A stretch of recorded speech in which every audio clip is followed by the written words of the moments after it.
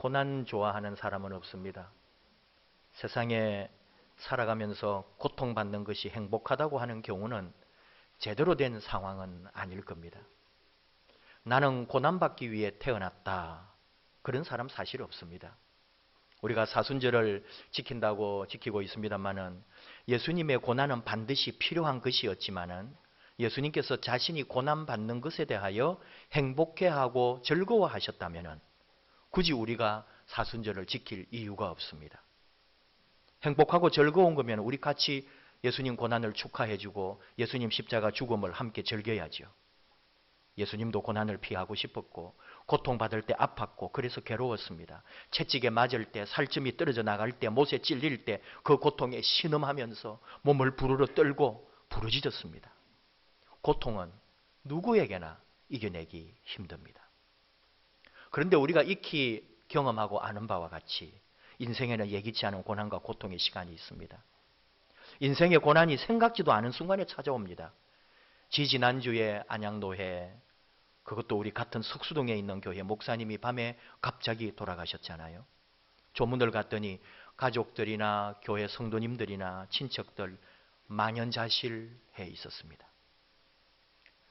고난, 고통 이런 걸 말하면 육체적인 것도 있고 정신적인 것도 있는데 굳이 이 시간에 나누지는 않겠습니다. 우리를 고통스럽게 하는 이 고난은 세상의 사람 숫자만큼, 세상에 사람이 많은 만큼 그 종류도 다양합니다. 고통을 느끼는 강도는 좀 다를 수 있겠죠. 어떤 이는 육체의 고통을 더 아파할 것이고 또 어떤 이는 정신적인 어려움들을 이겨내기 힘들어하는 사람도 있을 것이고요. 대체로 우리가 가장 가깝게 느끼는 고통은 질병의 고통입니다.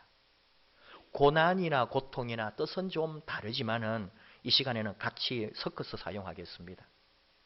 우리 공동체에도 원치 않는 병으로 인해서 고통받는 환자와 가족들이 있습니다.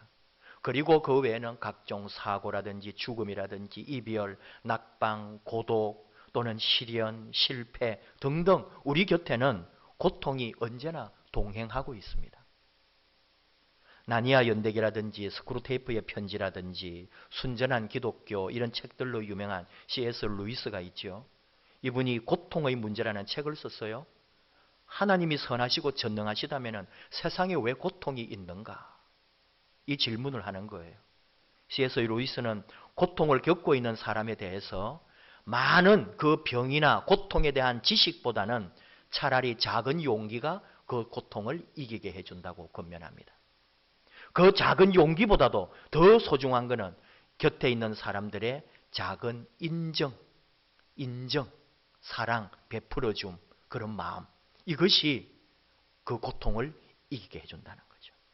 그 작은 인정보다도 더 좋은 것은 뭐냐? 작은 하나님의 사랑이 그 고통을 극복하는데 더 도움이 된다. 그는 그렇게 말합니다. 우리가 고통을 받기도 하고 또는 우리 주변에 고통받는 사람들이 있는데 이 고통을 통해서 우리는 무엇을 느낄 수 있을까요? 내게 다가온 이 고통을 통해 나는 어떤 생각을 할 수 있을까요? 먼저 일상의 감사를 회복합니다. 아침에 일어나고 그냥 밥 먹고 직장 가고 아니면 낮에 어디 나가기도 하고 쇼핑도 하고 버스 타고 다니고 차 몰고 다니고 하는 이 생활이 얼마나 감사한지는 평소에는 모릅니다. 아파서 들어 누우면 알게 됩니다. 우리가 헬렌 켈러 같은 분에 대해서 얘기를 참 많이 하잖아요. 헬렌 켈러는 내가 이 세상을 사는 동안에 유일한 소망이 하나 있다면 죽기 전에 꼭 3일 동안만 눈을 뜨고 보는 것이다 했지요. 보지도 못하고 듣지도 못하고 말하지도 못하는 삼중고의 그 태어나면서부터 가진 그 고통과 고난.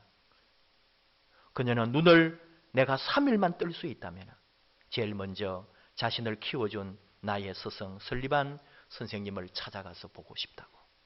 사랑하는 사람을 보고 싶다는 거죠. 그리고 산으로 들로 산책을 가겠답니다. 나뭇잎, 예쁜 꽃들, 석양에 빛나는 아름다운 노을을 보고 싶다고요. 먼동이 트는 장면들, 도시들, 박물관, 미술관, 밤하늘의 별들, 출근하는 사람들의 표정을 보고 싶고 오페라 하우스를 또 영화관을 가고 싶고 영화를 보고 도시의 네온이 반짝이는 거리를 보고 싶고 쇼윈도우에 진열된 상품들을 보고 싶다 그랬어요. 그리고 마지막 순간 3일 동안만이라도 세상에 볼 수 있게 해주신 나의 하나님께 감사 기도를 드리고 영원히 어둠의 세계로 돌아가겠다고 했습니다. 보세요. 얼마나 솔직히 말해서 대단한 걸 보자는 게 아니잖아요. 우리는 마음만 먹으면 어렵지 않게 이런 일들 다 할 수 있습니다. 아니, 마음 먹을 필요도 없습니다. 그냥 내가 살다 보면 부딪히고 경험하고 보게 되고 듣게 되고 내 그냥 일상이 이런 일인데요. 근데 감사합니까? 기도합니까? 해를 쳐다보고 네온 사인을 보고 감사 기도합니까? 전철을 이용하고 출퇴근을 하면서 감사드립니까? 아닙니다. 아파서 눕게 되면 이 일상에 우리가 경험하고 있는 일들이 얼마나 감사한지, 몇 발자국 발걸음 움직이는 것만 해도 얼마나 귀하고 고마운지 내가 들어 누워야 알게 되더라는 거죠. 그저께 금요일 아침에 안양기독교연합회 부활절 예배 준비 기도회에 갔더니 우리 안양의 감리교 감독을 지내신 분이 몇 분 계셨는데 지금 이제 작년에 감독하신 목사님 말씀을 좀 들었어요. 우리 교단에는 총회장이라고 하는데 감리교는 감독이라고 그래요. 어마어마한 자리입니다, 사실은. 우리 교단은 이렇게 교단들이 여러 교단이 있으니까 총회장이라고 해도 그건 뭐 권위가 별로예요. 감리교는 하나거든요. 대한민국 전 감리교회를 다스리는 감독이 되는 거예요. 어마어마한 자리죠. 근데 이 목사님이 감독을 하셨는데 바로 사모님이 척수암으로 감독직을 수행하는 중에 쓰러진 거예요. 병수발하랴 감독직 수행하랴 1년 동안 한 번도 본 적이 없습니다. 이름은 유명하고 안양기독교연합회를 위해서도 활동을 많이 하셨다는데 저도 작년에 한 번도 뵙지를 못했거든요. 1년 이상. 그러니까 감리교 일하는데 정신이 없는 거예요. 그 다음에 자기 교회 그리고 사모님 수발하느라고. 근데 사모님이 일어났습니다. 바로 며칠 전에 사모님과 함께 1년 6개월 만에 처음으로 외식을 했답니다. 자기 발로 그 차에서 내려 몇 발자국 걸어서 식당에 들어가서 밥을 먹을 수 있다는 것이 얼마나 놀랍고 기적 같은 일이고 감사한지 가족 모두가 울었다는 거죠. 어찌 울지 않겠습니까? 그런 일이라면 어찌 감격하지 않겠습니까? 모두가 다 포기했고 죽는다 그랬고 다 낙심해 있었지만 1년 만에 일어났고 6개월간 재활해서 자기 발로 걸어서 처음으로 바깥에 나왔고 같이 외식을 했다는 게 그게 홍성국 목사님의 감격의 간증이었습니다. 일상의 감사. 고통과 고난을 통해 우리 또 뭘 볼 수 있을까요? 우리는 희망을 다시 볼 수 있습니다. 아니, 그렇게 보아야 되고 그렇게 해야 합니다. 신학자 몰트만은 희망의 신학에서 말합니다. 나는 살아있는 한 희망한다. 아니, 죽어도 희망한다. 하나님께서 십자가에 달려 죽은 예수님을 다시 살리셨기 때문이다. 그분은 나도 살리실 것이기에 나는 희망한다. 나는 희망한다. 고통의 자리에서 희망을 가지는 것이 얼마나 중요한지 모릅니다. 우리는 주변에 혹 고통받고 있는 자가 있다면 끊임없이 희망의 메시지를 전해주어야 되는 거예요. 그리고 나 자신도 절대로 희망을 놓치지 말아야 하는 거죠. 또 하나는 긍휼의 마음을 회복하게 됩니다. 아프고 힘든 사람이 평소에는 잘 보이지 않습니다. 내가 아플 때, 내가 병들었을 때, 내가 수술할 때, 내가 입원해 보면은 그제서야 온통 세상이 환자, 병자로 가득하구나. 온 세상에 아픈 사람밖에 없구나. 그때 눈이 열린다니까요. 그리고 사람을 다시 보는 거죠. 진심으로 생명을 사랑하고 아프고 연약한 사람을 보면은 예사로 보이지가 않는 거예요. 우리 성도님들이 병원에 입원하시고 나중에 하시는 말씀이 있습니다. 목사님, 그래도 아파본 사람이 아픈 사람 마음 안다고요. 이렇게 신방을 오고 찾아와도 아파본 사람 마음이 통하더라고요. 그 말 무슨 말인지 아시겠죠? 내가 아파보았기 때문에, 내가 입원을 해보았기 때문에, 내가 수술해보았기 때문에 지금 이 병원에 있는 사람 마음 잘 알아요. 그래서 찾아가는 거예요. 그리고 한 번만 가지 않습니다. 대체로 우리는 누가 병원에 입원했다 그래도 인사치레로 위문 공연 가듯이 가지요. 뭐 하나 싸들고 가서 룰루랄라 하면서 웃어봐 나을 거야 하고 돌아와요. 그리고는 잊어버려요. 근데 내가 아파 보았던 사람은 한 번 가는 것으로 그치지 않습니다. 또 가봅니다. 또 갑니다. 그리고 연락해보고 전화해보고 궁금해하고. 이게 아파 본 사람이, 어쩌면 고난과 고통을 겪어본 사람이 그 안에서 회복해가는 긍휼의 마음인 거죠. 그리고 또 하나, 고난이다, 고통을 말할 때 꼭 기억해야 할 것이 있습니다. 지금 우리는 질병만 말하는 게 아닙니다. 병, 수술, 입원 이런 얘기만 하는 게 아니에요. 인생의 모든 분야를 말합니다. 고난 속에서 하나님이 함께 하시는 것, 내 인생의 수많은 눈물과 아픔 속에 하나님이 어떻게 역사하시는지 우리가 반드시 기억해야 될 것은 하나님의 사랑을 의심하지 말라는 거예요. 우리 병이 나거나 일이 잘 안 되거나 무엇인가 막힌 것 같을 때 내가 뭘 잘못했나? 내 죄 때문인가? 그 생각하게 됩니다. 그리고는 사람들이 나를 어떻게 볼까? 또는 내 지은 죄가 있을 때는 더 두렵고 떨리기도 하고 남들이 어떻게 나를 생각할까? 사람들에게 뭐라고 하지? 그래서 말을 하지 않고 숨겨버리기도 하고요. 병원에 입원한 것도, 가족이 누가 수술한 것도, 집안에 무슨 큰 사고가 난 것도 이런저런 사연 감추어 버릴 때도 있단 말이죠. 여러분, 하나님의 사랑만큼은 의심하지 말고 내 삶에 어떤 일이 일어나도 이 일은 하나님께서 하시는 일이기에 숨기거나 감출 필요가 없습니다. 예수님께서 이미 우리에게 답을 주셨습니다. 요한복음 9장을 통해 태어나면서부터 맹인이었던 사람을 고치시며 가르쳐 주신 교훈이죠.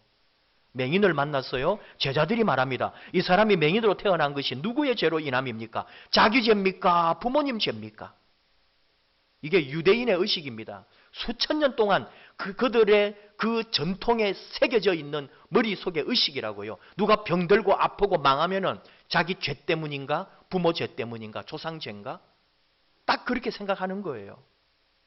남의 얘기로 듣지 말아요. 우리도 그런 생각하는데요. 여러분 혹시 자식이 아프면 부모 열에 10명은 다 그러더라고요. 내 죄 때문이라고. 내가 잘못해서 그렇다고. 예수님 대답하십니다. 이 사람이나 그 부모의 죄로 인한 것이 아니다. 그에게서 하나님의 일을 나타내고자 하십니다. 이것을 잊지 말아야 합니다. 지금 내가 어떤 상황, 무슨 일을 만나도 기억하십시오. 너에게서 하나님의 일을 나타내고자 하십니다. 이것이 주님의 가르침입니다. 오늘 주신 말씀 욥기에 대미를 장식하는 말씀이죠. 모든 역경을 이겨내고 욥이 고백하고 있는 모습입니다. 우리가 욥을 모릅니까? 들어도 너무 많이 들었고 욥 얘기하면 지루할 정도로 성경 덮어버려도 합니다. 오늘 무슨 설교하겠다까지도 우리가 다 알 수 있을 정도인데요. 근데 욥이 당한 고통은 너무 황당해서 사실 상상할 수도 없는 거예요. 하루아침에 재산 다 날리고 하루아침에 자식들 다 죽어버리고 하루아침에 내 몸에는 온 병이 나가지고 종기에다가 이루 말로 할 수 없는 부스럼에다가 고름에다가 나하고 너무 동떨어진 삶이요. 남의 이야기처럼 들리기도 합니다. 하지만 우리는 욥을 다시 한번 생각하는 거죠. 왜 선한 사람들이 고통을 받는가? 욥의 주제도 이겁니다. 부자고 고결하고 아름다운 성품을 가졌고 하나님 보시기에 기뻐하시는 사람인데 욥이 시험을 받거든요. 하나님께서 사단을 시켜가지고 욥에게 온갖 종류의 고통을 줍니다. 이것이 비밀이라고요. 무슨 비밀이냐? 내 삶에도 내 고난에도 내 고통에도 그 속에 의미가 있다는 거죠. 하나님의 뜻이 있다는 거예요. 죄 때문이 아닙니다. 내가 뭘 잘못해서가 아닙니다. 부모 죄가 아닙니다. 하나님이 이루실 뜻이 있으니까요. 하나님이 하나님의 일을 내 삶에서 이루시려고 하고 있는 일이라고요. 이게 오늘 하나님이 우리에게 주시는 말씀입니다. 재산 잃고 자식 잃고 피부에 온 종기에 아내가 욥을 향하여 그런 하나님이라면 하나님을 저주하고 욕하고 죽어버려라. 여러분 집의 모습 아닙니까? 남편 하는 거 보고 속이 터진 아내들이 그냥 나가버려라 하는 이 남편을 향하여 잔소리하는 소리 얼마나 많이 들어요. 왜 남편들은 다 똑같을까요? 욥이나 몇천 년 전이나 지금이나. 그리고는 또 뭘 말을 하면 좀 알아들어야지 태평스러운 말이나 하는 거죠. 말도 안 되는 헛소리 같은 소리를 하고 남편은 그러고 있죠. 욥도 그렇게 대답했습니다. 우리가 하나님께 복을 받았은즉 화도 받지 않겠소. 세상 말로 하면 아내의 머리에 뚜껑이 열린다. 그렇게 표현하는 거죠. 미쳐버리고 싶은 거죠. 저걸 남편이라고. 근데 여러분 이렇게 어려운 일 당하면 또 훈수를 두는 사람이 왜 그리 많아요? 뭐 어느 병원에 가봐라. 어느 약이 좋다. 어느 의사가 유명하다. 참말로 그런 걸 어디서 듣고 배워왔는지 그리고 말도 안 되는 카톡에 나오는 그 희한한 이야기들 막 전해줘요. 맞지도 않는 정보를. 욥에도 새 친구가 찾아옵니다. 욥을 위로하러 왔는데 이야기를 나누면 나눌수록 욥을 절망케 하고 욥의 고통은 더 심해지고 욥을 완전히 미쳐버리게 만드는 거 있죠. 친구가 아니고 원수들이 됩니다. 그리고는 결론적으로 하는 말이 다 들어보니까 네 잘못이네. 넌 우리한테 말 안 한 거 있지. 너 지금 다 네가 자초한 거지. 너 숨기고 끝까지 말 안 한 죄 있지. 그렇게 하고 돌아가네요. 우리 여러분 편견 버려야 됩니다. 누가 아프고 실패하고 잘 안 되면 우리도 딱 그런 생각하는 거예요. 저 친구 뭐 문제 있을 거야. 저 말 안 하고 숨기고 내가 알아봤다. 저 뭔가 있어. 다 저것 때문에 지금 걸려가지고 저 일 터지고 어려움 오는 거야. 우리 딱 그런 생각 한다니까요. 완전히 그런 편견 버려야 합니다. 하나님 뜻이 하나님이 하시는 일을 우리는 볼 수 있어야 합니다. 욥기 주제는 후반에 드러나죠. 하나님은요. 대답은 하지 않으십니다. 답을 주시지 않았습니다.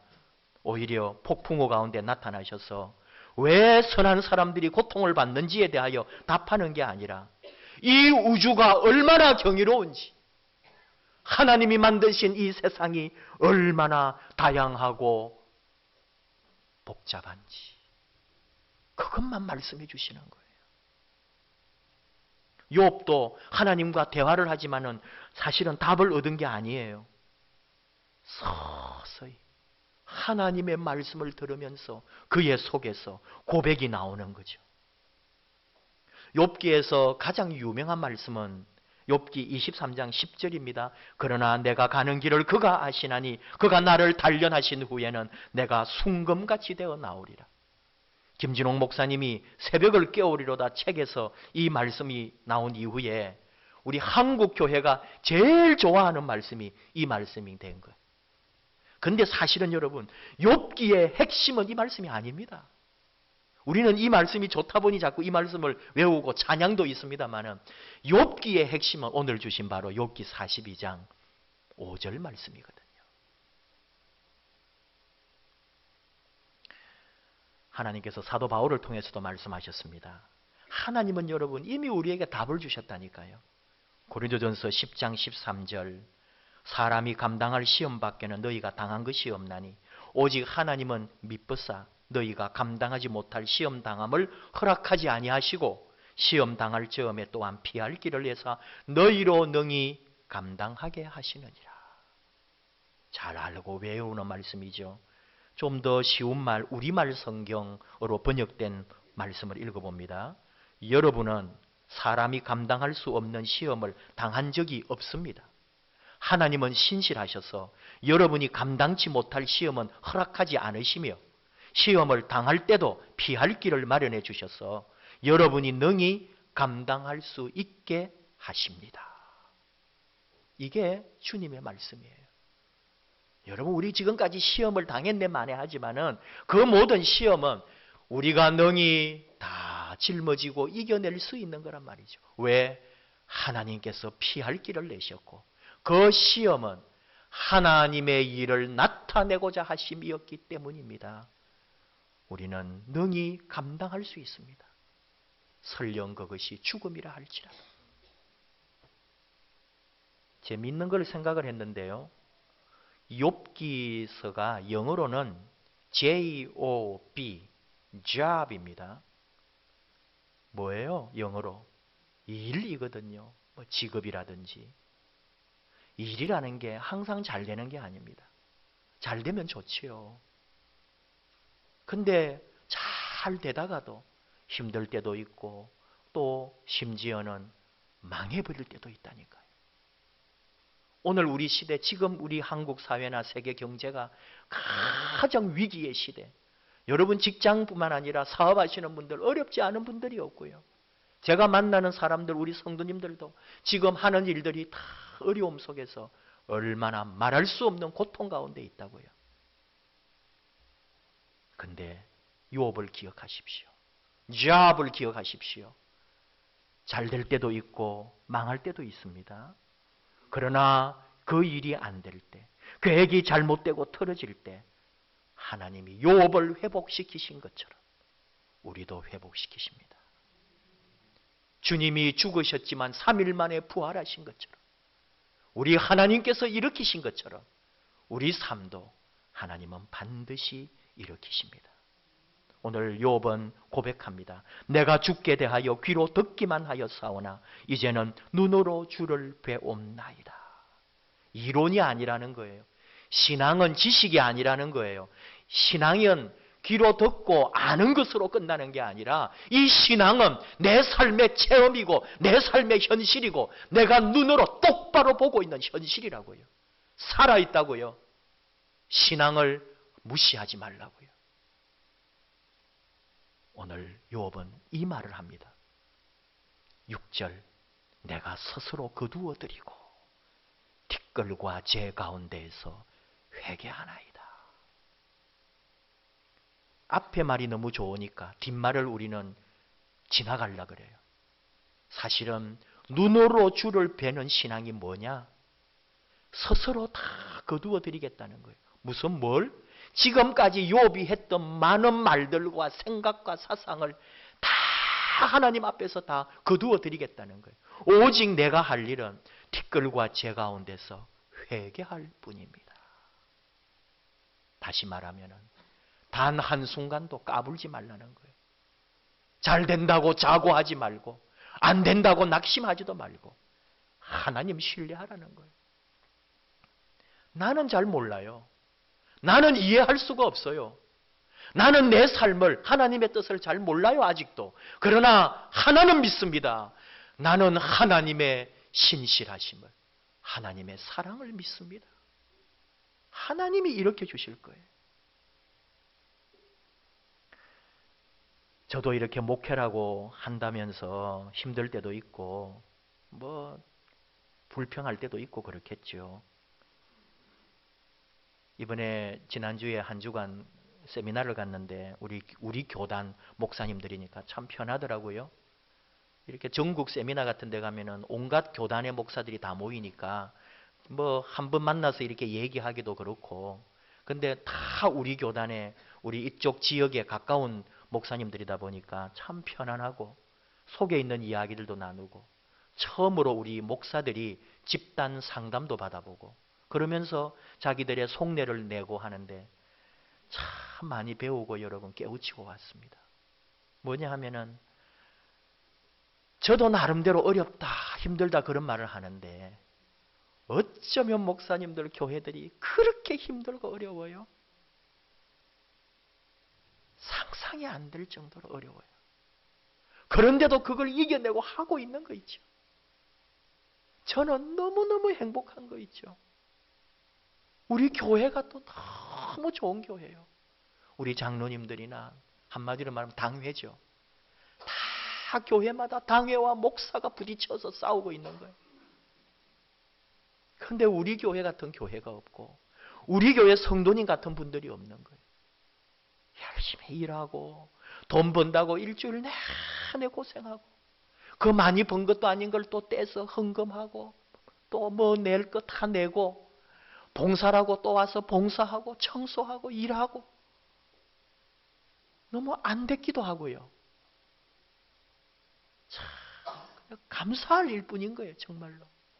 너무너무 감사하고 참 우리 교회, 우리 성도님들 너무너무 귀하고 고맙습니다.